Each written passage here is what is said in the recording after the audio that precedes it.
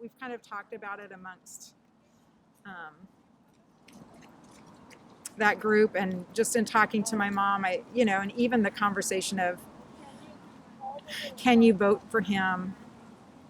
Because my black friends all think he's racist, all the varied friends that I have them.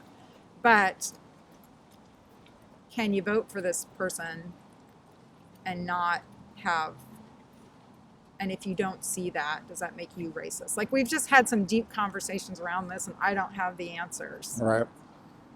And it's not just like the black vote that he garnered. It was also Hispanics, Hispanics, Muslims, and gays. A lot of the Cuban, that, they kind of talk about there's 3 different Hispanic groups, like, as I think I remember. But the Cuban one, I know they did a lot of work down in Florida to really push this socialist agenda, and that, Biden is a socialist and wanting to move that. So that was scary to them, and I get that. And that's the latest thing that scares my mom, is that we're going to end up with no police and a socialist country.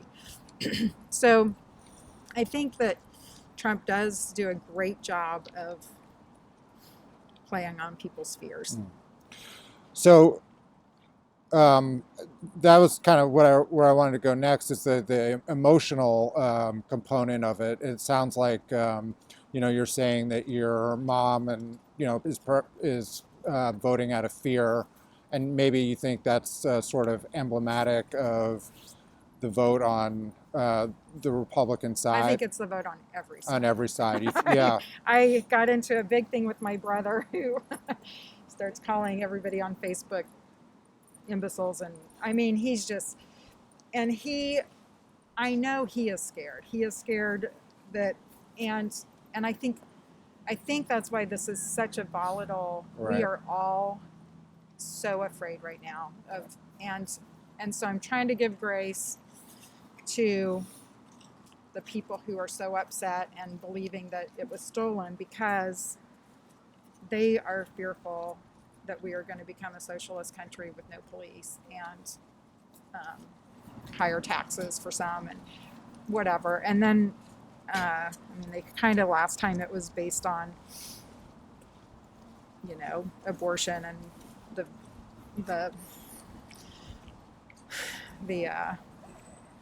what do I want to say, the judges, the Supreme Court. Right.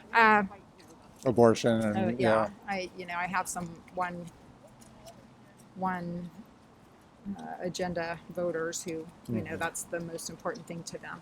So, and this time I just think people were so afraid if Trump got in for another, like, there's so much we're afraid of. Yeah. So what do you think the answer to that is? The answer to how to move from here? Well, to maybe be, that was a vague question, but maybe be less afraid in general on both sides, and to maybe in part of dealing with that is perhaps bridging or like popping some of these bubbles. How do you think we accomplish that as a society? I don't know, and I see it getting worse. So I don't, because, I used to, my mom, you would pass on these emails prior to kind of her fully embracing Facebook and passing on things there, but she'd pass on things that just, I would scope it, is that what it's called, snope it, and, send it back, reply all, okay, this isn't true, this is what happened. And then I'm like, Mom, please check your facts before you just continue to, pass on things that sound inflammatory on one side. Like, just make sure before you pass it on, because otherwise it's just gossip.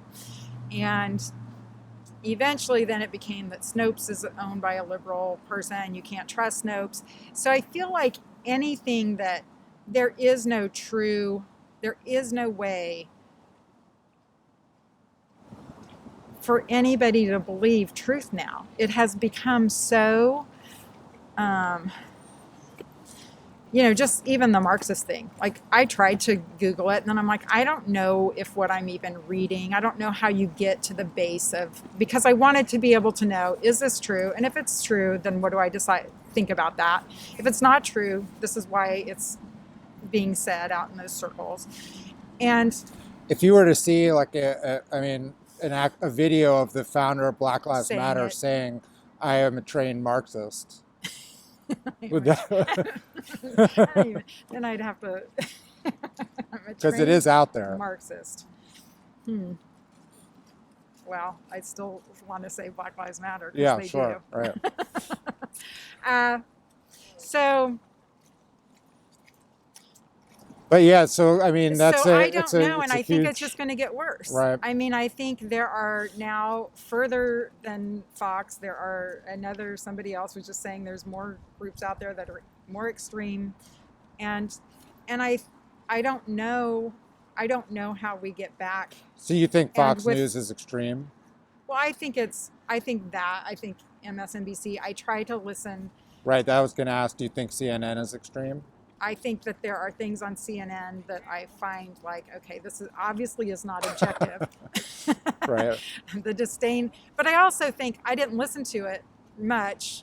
I did during like the Gulf War. I didn't listen to it up until Trump. And I think Trump is a different cat. I don't think he's like a typical Right. president that like they're just making fun, like he's scary to people. Yeah.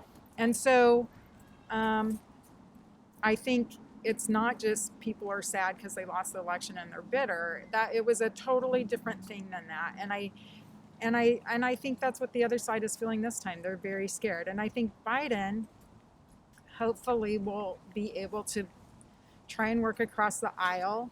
I don't know how successful he'll be. Right. I wish we could the middles could be where we're working from. But I don't know. I mean, the whole Democrat Party may implode in itself. Just, right. It's got such a wide range. And so I don't know how we're going to come out of this. And I watched The Social Dilemma and I'm like, right. It's scary. That is, yeah. I just think it's playing into all of just our human tribalism. I don't know how we come out of this. And I think the the COVID too has put a whole new layer on the fear. And again, it's I foolishly thought that would be something that would not be politicized and we could all kind of get behind. Right. But that only lasted for about five days, and I was disabused of that notion. That's what I got into a huge thing yesterday. I thought it was funny. It was Vanna White standing there with all the letters turned over except one, and it said, wear a F blank CKING mask. And then, and I just thought, oh, that's funny way to, and my brother just unleashed on, and so we can't even agree that a mask is, I mean, we are sheep being led to slaughter. We're idiots. He's arguing with, and I'm just like, why? Yes, the survivability may be 99.9, but if I can help people from not taking it home to their grandma who, like, you're worried about our own mom and dad. I don't understand why this is so, and it, he equates it with we're going to have chips put in us. I like it. It goes so like. And I said, we have to wear a seatbelt. We have to have a driver's license. We have to go 65 miles an hour. Like that doesn't lead to a chip being put into my hand. Like I don't understand why doing something that will protect society for a short term leads to it. It's just amazing to me. So like the idea of like those kinds of things being straws on a camel's back, right? Does that give you, like, just looking at it in that way, give you more empathy towards like the mask being sort of another straw where people are it's not just the mask, like maybe people would be more like a mask is something that people feel like they have control, a way of protesting that, whereas like they can't really protest the shutdowns of schools and churches and like this, so they see it as being a thing that they have control over. Yes, and I think we are. I was talking to my sister, who's the only sane one in the family right now. No, she's not on social media at all. But I was telling her about my exchange with my brother because it's just awful, some of the things that have happened because of Have you? our views. And I'm a very, I don't know if you know the Enneagram, but you got to look into the Enneagram, but it's your personality, kind of what leads you to be. And I'm a peacemaker, so I am very much like, I just want people to like me. I want to. I'm very much say things usually in a very, very calm Right. way and loving way. And I said to my brother, I know you're scared, and I know this is coming from a place of you being scared. We're all scared, but you can't treat people like this. And Well, it seems like there's people sort of have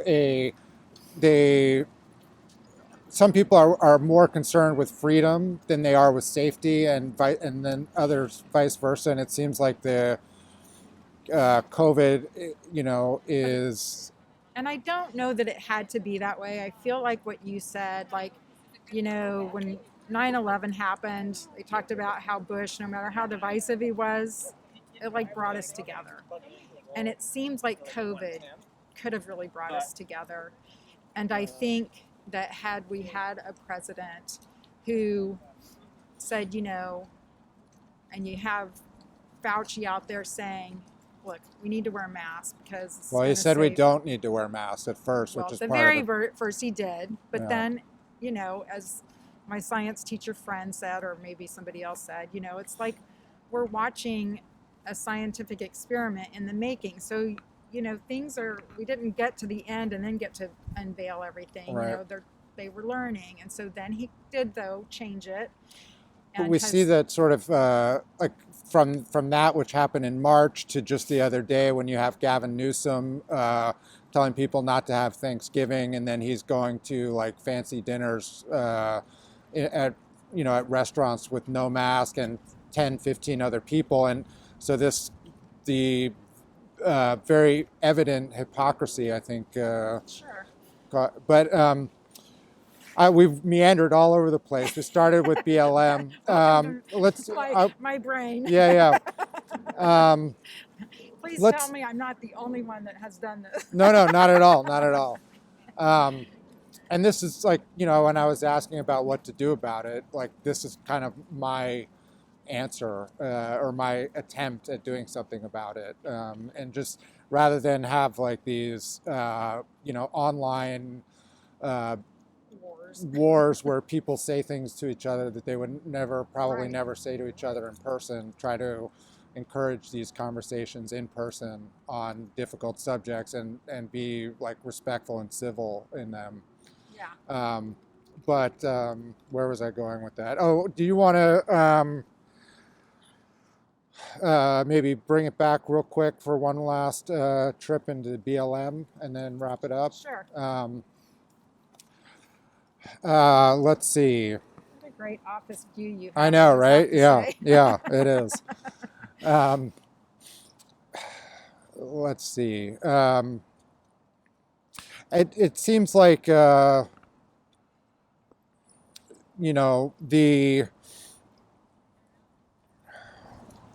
well, I don't know. Is there anything you would like to say about BLM in conclusion?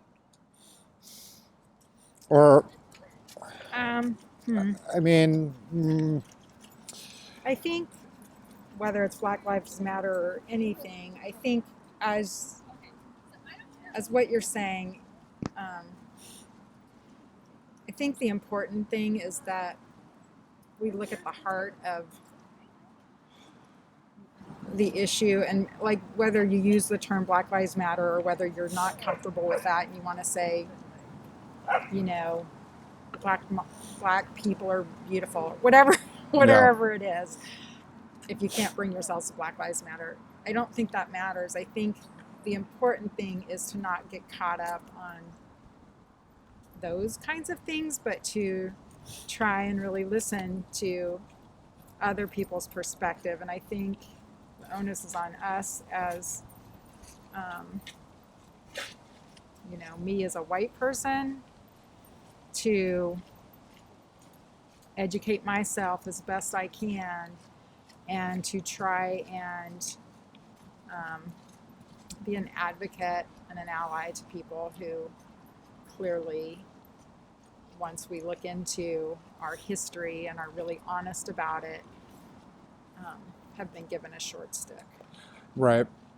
And yeah, I mean, I feel like one of the things that we did, which I think is really important, is that to kind of define this, what it is we're talking about. Because I hear Republicans and people on the right of all stripes saying, of course Black Lives Matter.